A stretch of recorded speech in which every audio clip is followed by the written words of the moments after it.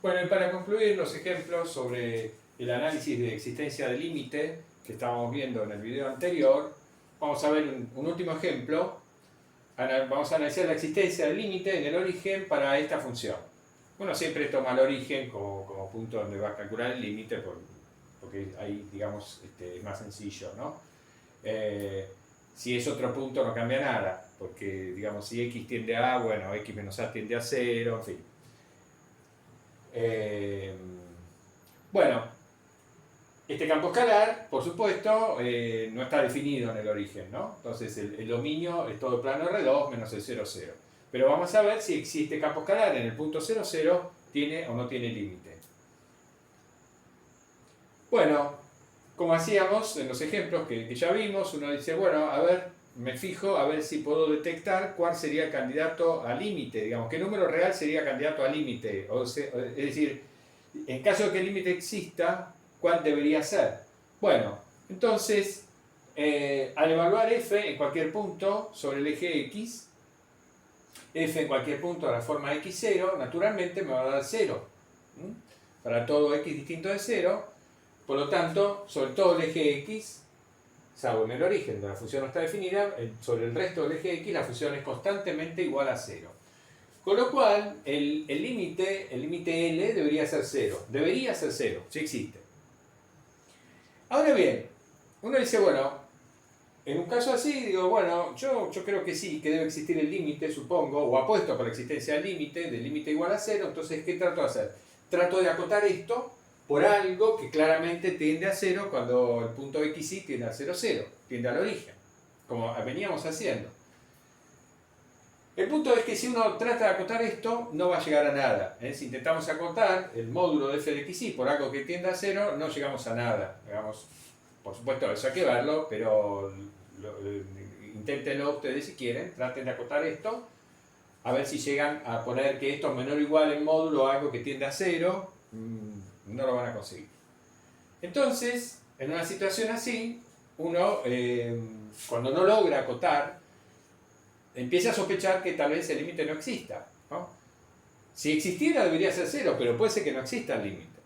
Entonces, una manera de probar que el límite no existe consiste, como vimos en los ejemplos anteriores, en mostrar que aproximándome al origen por distintos caminos, la función tiende a valores diferentes. Entonces, eso prueba que el límite no existe. Si yo encuentro dos caminos que pasan por el origen, y cuando tiendo al origen por un camino, los valores de la función tienden a un valor, y cuando me acerco al origen por el otro camino, los valores de la función tienden a otro valor diferente, entonces el límite no puede existir.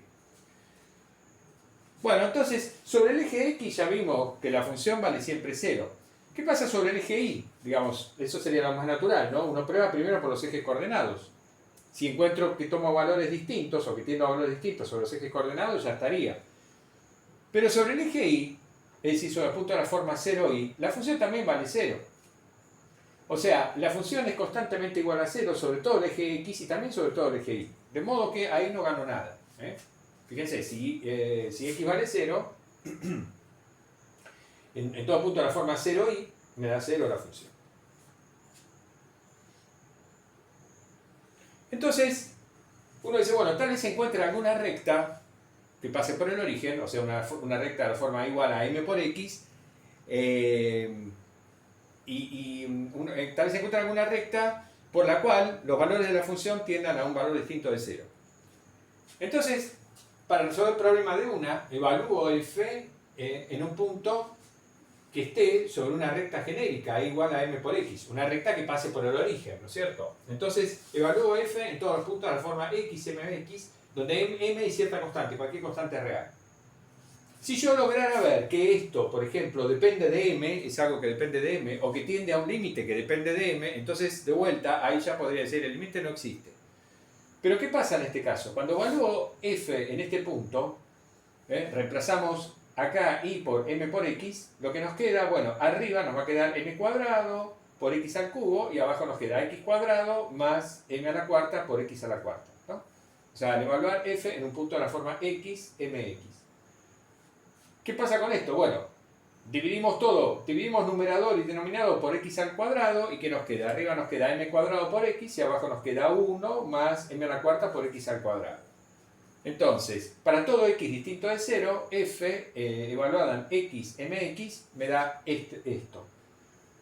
Esto depende de 0, perdón, esto sí, depende de m, pero cuando x tiende a 0, todo esto va a tender a 0.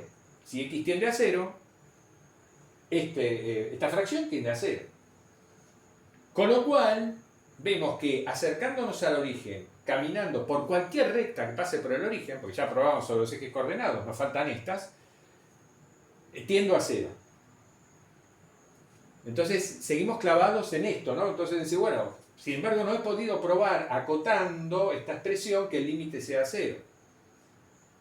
Bueno, el punto es que uno dice, bueno, probemos por otra curva, acercándonos al origen por una curva distinta, que no sea una recta. ¿Qué puede pasar? Bueno, en este caso, si nos acercamos al origen caminando por esta parábola, o mejor dicho, esta semiparábola, que es, cuya ecuación es y igual a la raíz cuadrada de x, tomando valores positivos de x, ¿qué es lo que va a ocurrir? Bueno, evalúo f en un punto de esta semiparábola, que es un punto x raíz cuadrada de x.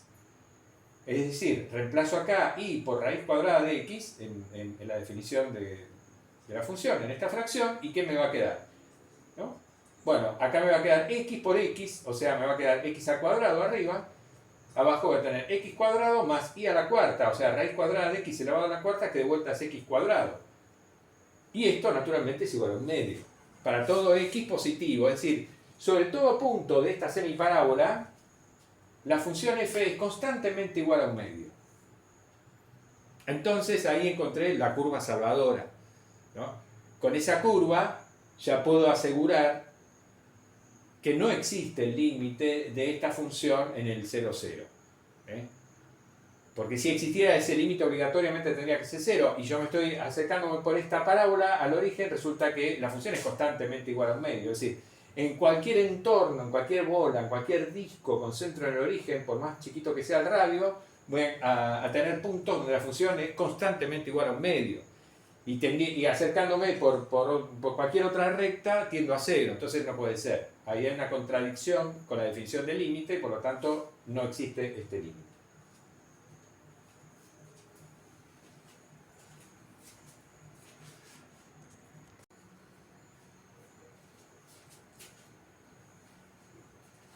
Bueno, y acá estamos enunciando un teorema donde hacemos un listado de las propiedades algebraicas sobre límites de campos escalares. Estas propiedades algebraicas sobre límites para campos escalares son totalmente análogas a las mismas propiedades que ustedes vieron para límites de funciones de una variable real. Sean f y g dos campos escalares definidos en el mismo dominio abierto D, ¿no? Observemos, y sea A un punto en el dominio o en el borde del dominio. Supongamos que el campo escalar f en el punto A tiene límite L, existe el límite y es el número real L, y que el límite del campo escalar G en el mismo punto A es L monio. Entonces, ¿qué va a pasar? Bueno, el límite de f de x más g de x va a ser L más L monio. Es decir, que el límite de la suma de las dos funciones es la suma de los límites. El límite de una constante por la función f va a ser la constante multiplicada por el límite de f, es decir, c por L. El límite del producto de los dos campos escalares va a ser igual al producto de los límites. Bueno, B es un caso particular de C, como ustedes se darán cuenta, obviamente, porque una vez que sabemos esto, porque automáticamente el límite de C es la propia constante C, ¿no? Y la última propiedad, bueno, el límite de un cociente es el cociente de los límites, siempre y cuando el límite que está abajo dividiendo sea distinto de 0, ¿no? Si L monio es distinto de 0, entonces el límite de f de x sobre g de x me queda L sobre L monio. El hecho de que L monio sea distinto del 0 me garantiza que este campo escalar no se anula en un entorno, hay un entorno alrededor del punto A donde este campo escalar no se anula, y entonces podemos, entonces este cociente seguro está definido en algún entorno del punto A, y por eso podemos tomar el límite. Y cuando hacemos eso, el resultado es el cociente de los límites. Bien, entonces, como decíamos, estas propiedades son absolutamente análogas, idénticas a las mismas, a las correspondientes propiedades para funciones de una variable real. Lo único que hay que hacer es borrar la flechita y considerar x como una variable real. Después todo lo otro es igual. Y las demostraciones de las propiedades también son iguales, son análogas, paso a paso. Lo único que en lugar de poner el módulo de x menos a, vamos a poner la norma de x menos a, es decir, a cambiar lo poco que hay que cambiar de la definición de límite de análisis 1A para transformarla en el límite de un campo escalar de análisis 2. Así que no vamos a hacer ninguna demostración, quedan como ejercicio optativo, si ustedes quieren, hacer las demostraciones de estas propiedades. Sabemos perfectamente que absolutamente nadie va a intentarlo, pero no importa.